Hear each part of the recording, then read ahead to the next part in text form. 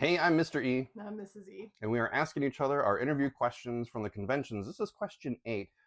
What is the longest board game that you've played that took the most time at the table? Oh, I run from the longer games. I've watched you and Scott and some other people play some longer games, and that's just not for me. One of our friends did bring over Feast of Odin one night, and this was pretty new and like when we were just newly dating, and I was just getting into the board games, and I knew nothing about it. And it was a couples night, and we Mm-hmm. were playing Feast of Odin, and probably about halfway through, his wife and I were just done. Yeah.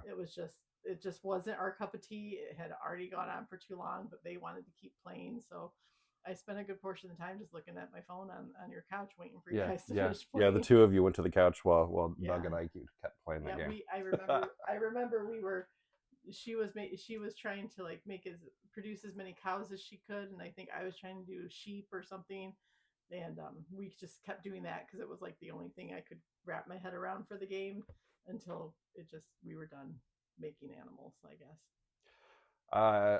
I know there are people that have played games like Twilight Pyramid can take like an entire day. I've not done that. I kind of like to play as many games as I can as opposed to playing one.